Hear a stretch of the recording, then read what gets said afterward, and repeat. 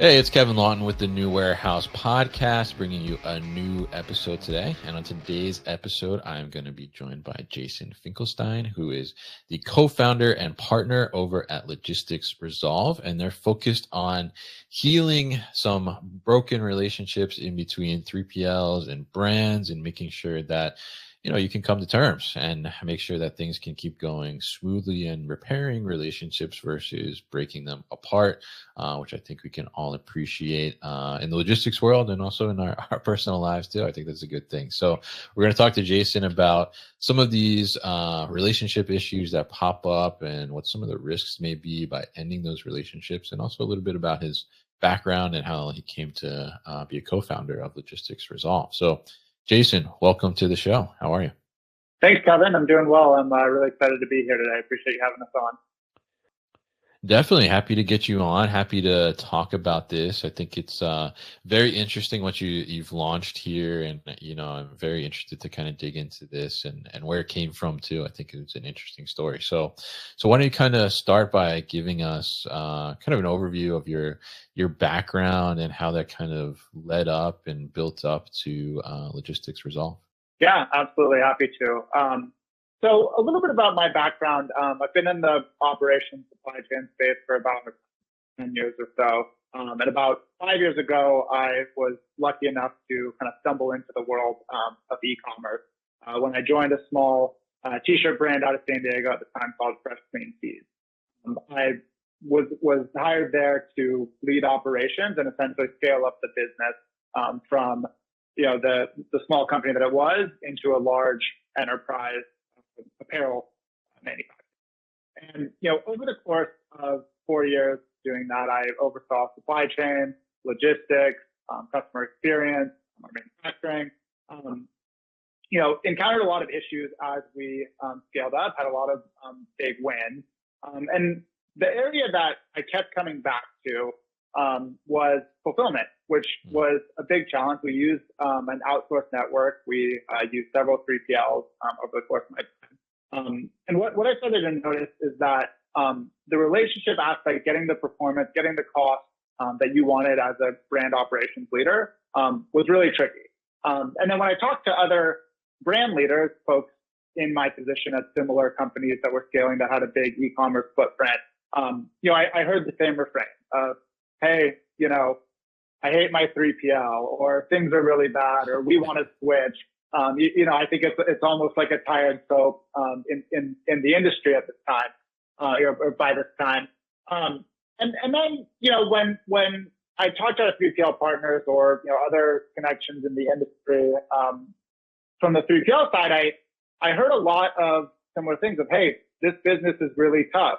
The margins are really slim in fulfillment. The customer expectations are extremely high.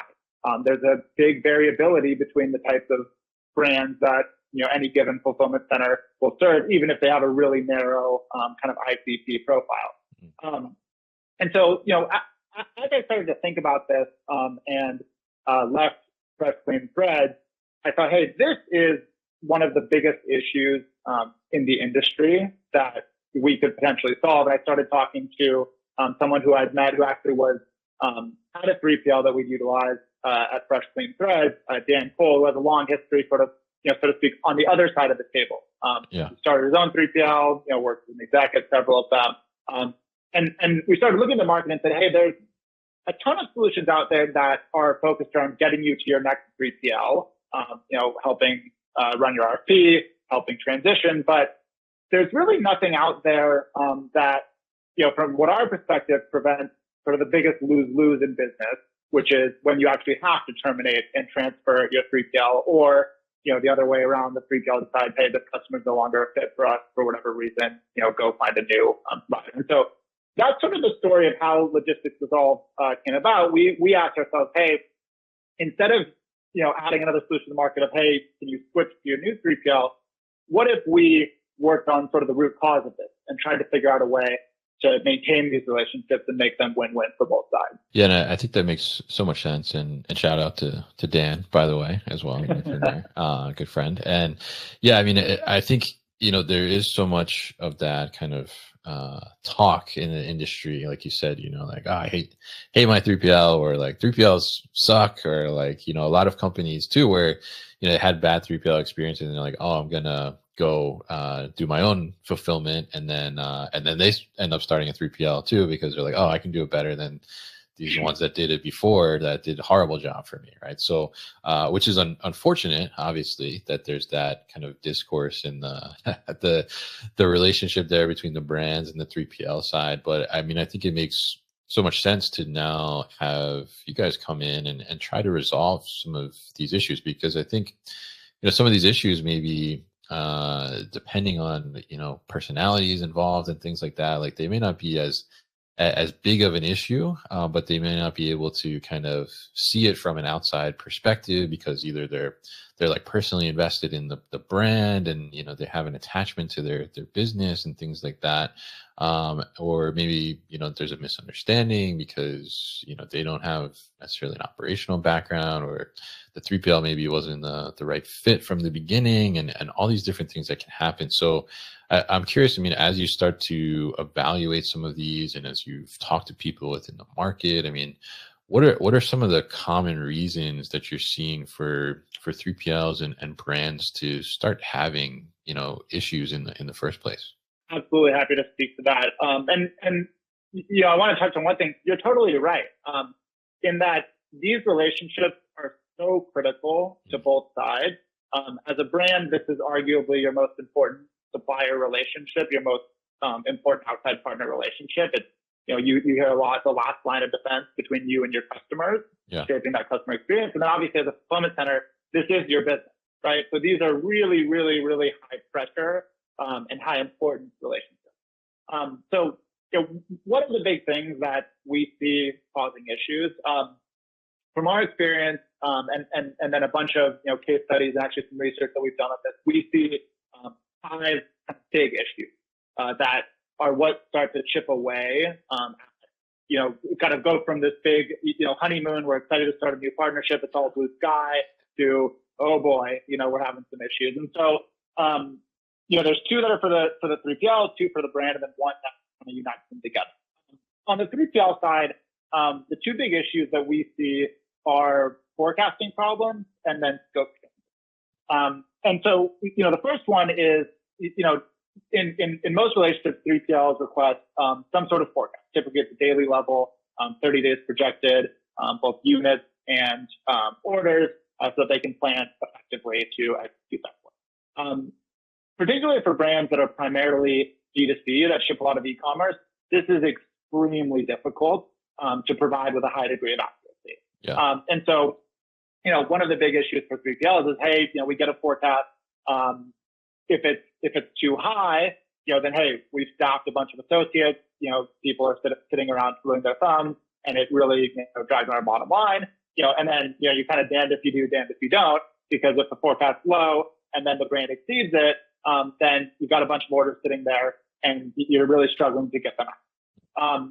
In terms of scope changes, what we see a lot is that maybe there was a great fit when the brand onboarded, and hey, this is our business profile, this is what we do. But things change, the market changes, customers demand new channels, new geographies, new ways to get the product, and so business profile might change, and suddenly you're adding kind of ancillary services on top that may not be, that the 3PL may well be positioned to execute, but they didn't plan for that when they set up the account.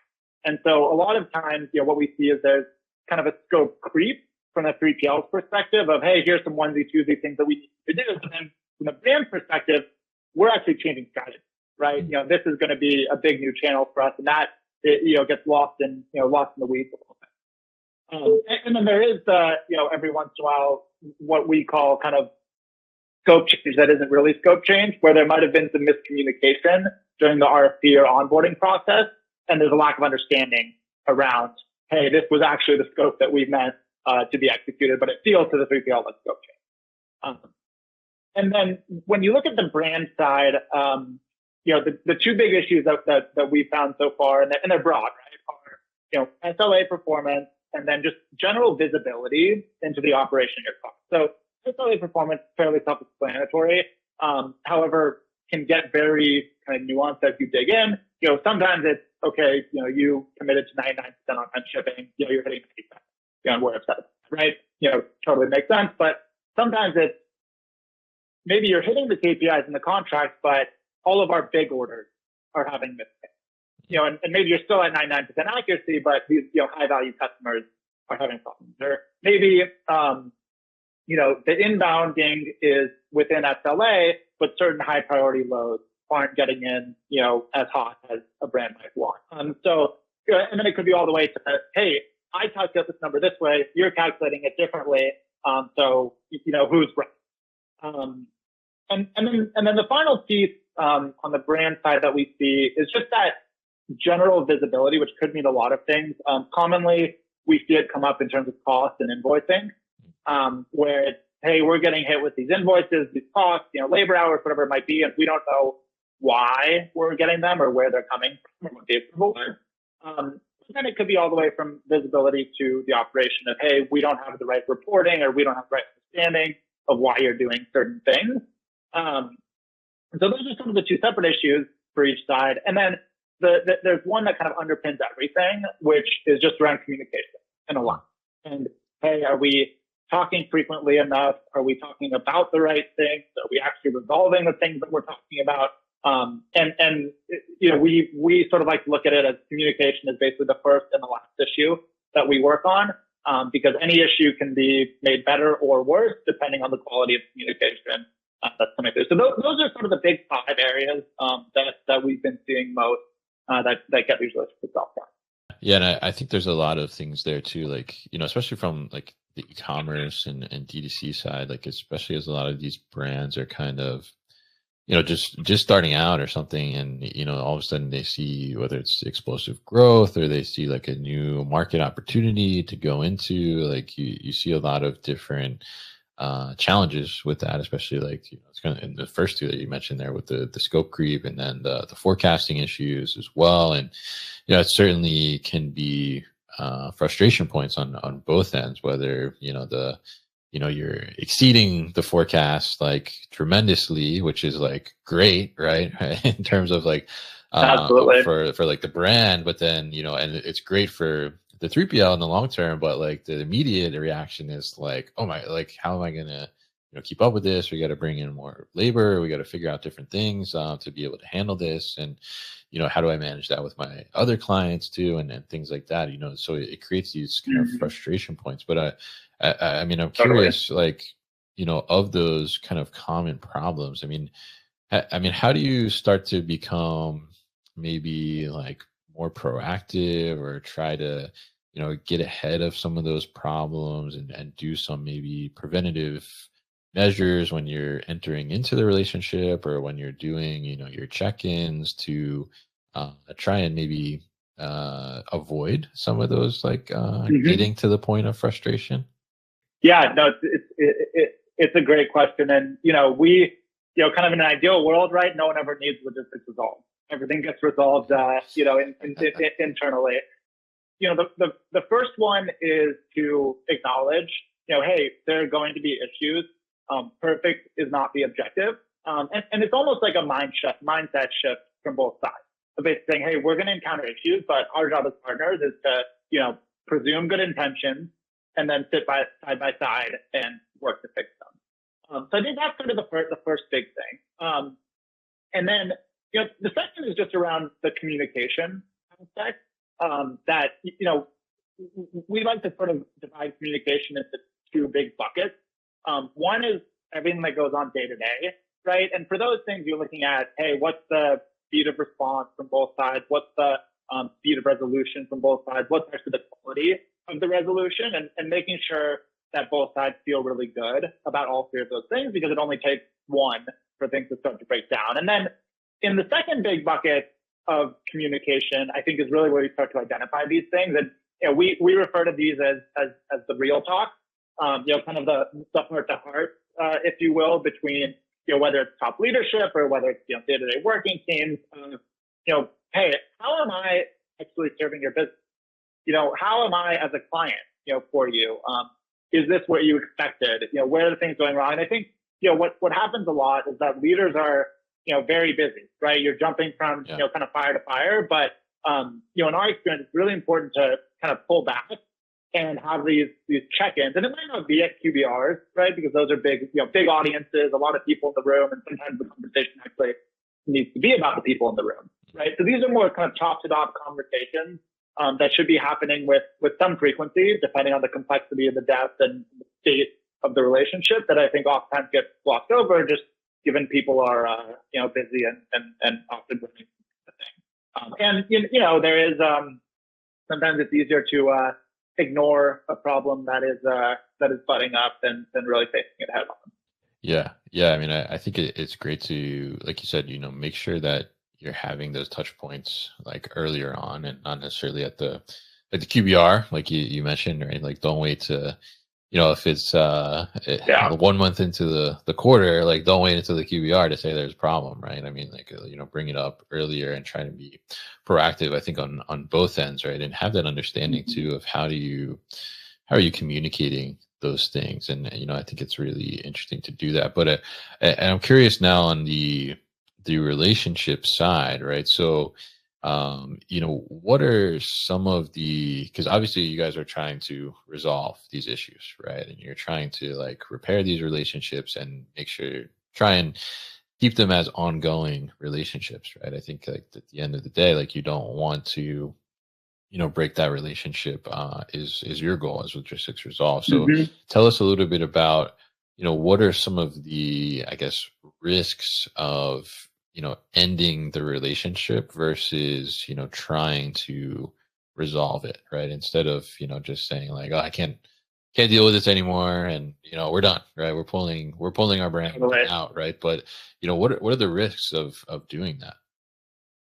Yeah, totally. And it's a really good question. I think I mentioned the phrase earlier, but we look at these terminations, and we kind of call it the biggest lose-lose in business.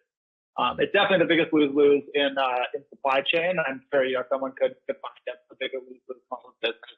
But we haven't heard it yet. And there's a few reasons why we say that, right? From the PL side, I think it's a little bit more apparent or easy to grasp.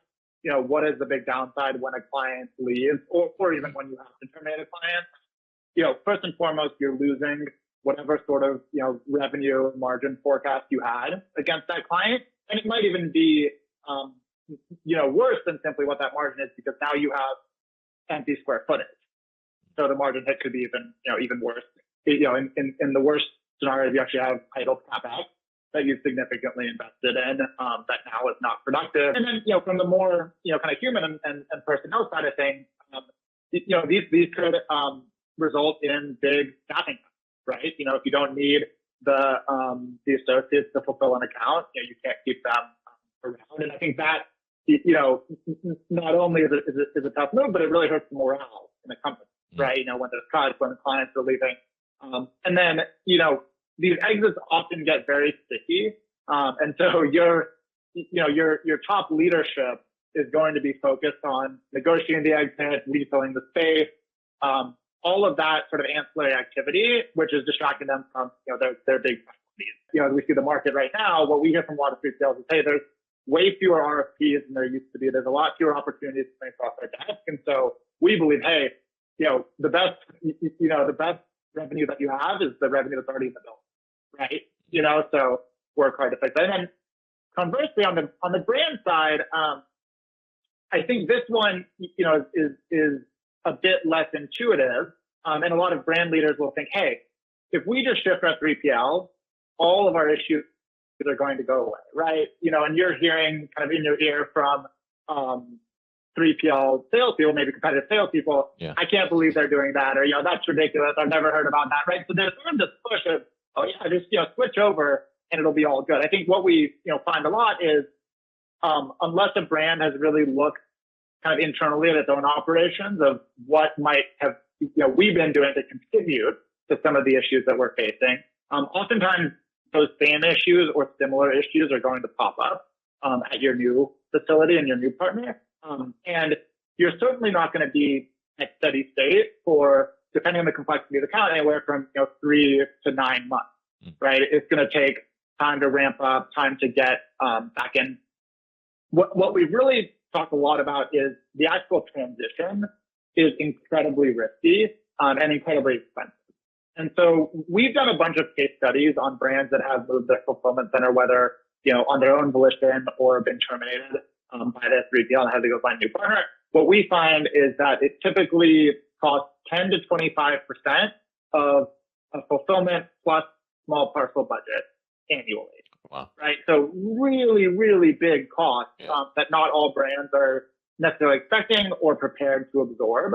And then you have this transitionary period where your website may not be fully stocked, so you're missing sales because your goods are on a truck, and then you're losing LTV because for the customers that did purchase, those orders are being delayed most often, right? So you kind of have that both acquisition hit and customer LTV hit, and then kind of lastly, and this is similar to what I spoke about on the 3PL side.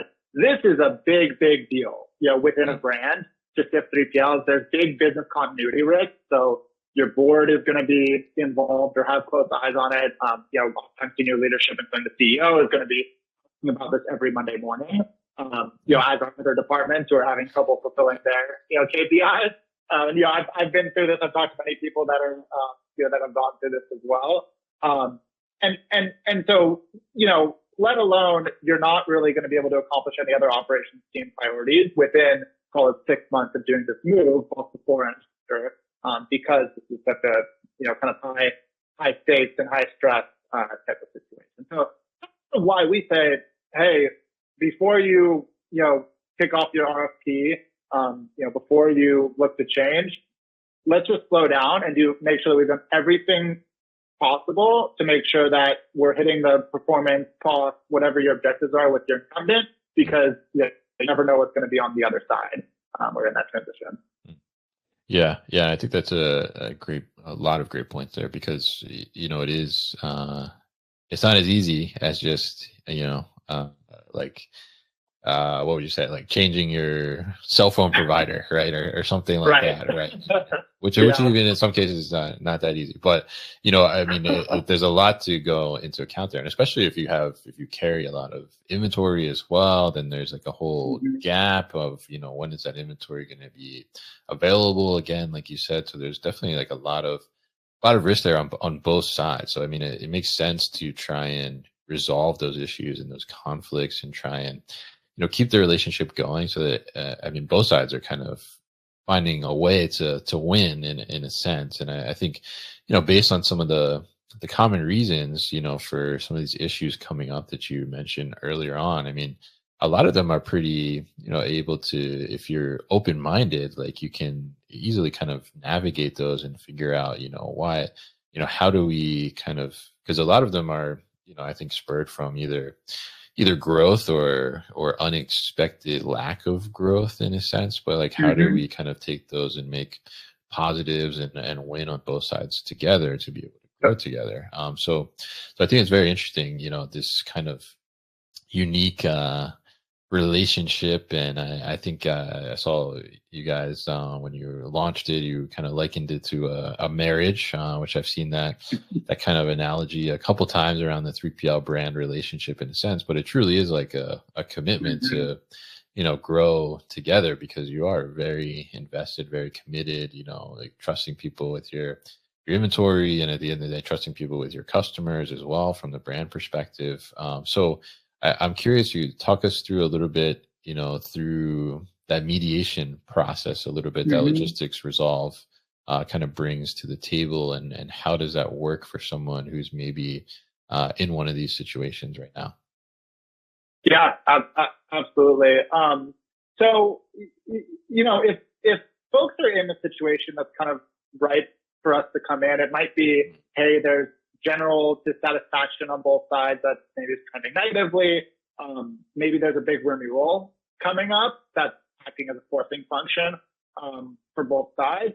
Or maybe, one of the sides has indicated already like worse. And these are often caused by like both sides are feeling, both, or at least one side is feeling big financial pain. There's usually a lack of trust due to maybe commitments that were perceived as broken.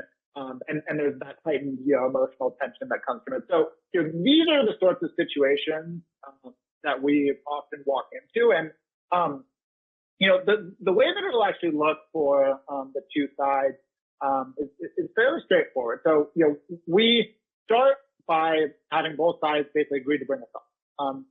Depending on the specific type of engagement, maybe one side will pay all or more, but we like to recommend that both parties actually split it. And so, you sort of have this consent from both sides say, hey, we are looking to salvage this. And so we'll start with each side separately, talk to them and really do, kind of in-depth interviews with, stakeholders on each side, maybe an hour or so per person, that has exposure, and try to get in those interviews to what are actually the big issues. What does each side care about and what is going wrong? They're not really around solutioning, yet, right? They're more just, okay, let's figure out all of the different things that we need to address, and kind of what each side wants out of this. And then really like the meat of it is we bring both parties together. This might be for a few hours, it might be for half a day, could be up to a day, depending on how, we haven't seen anything more than a day yet, but I'm sure it'll happen eventually. Yeah. Because there are meaty issues. And so basically out of those discovery sessions, out of the individual conversations, we now have our agenda. We now have our list of, hey, these are all the things that need to be talked through. And the way that we do this is, Dan and I both have taken courses and gotten certification in commercial mediation. And so a lot of that, what we do is based on that discipline, which is in all kinds of industries, legal, insurance, construction, et cetera, but hasn't been done yet in logistics. And, across commercial mediation, there's 85% success rate. And so we basically take those principles and, the biggest ones are, hey, we want the two sides to actually work it out. So we're just there to facilitate the discussion and make sure it stays, above board, solution oriented, on track.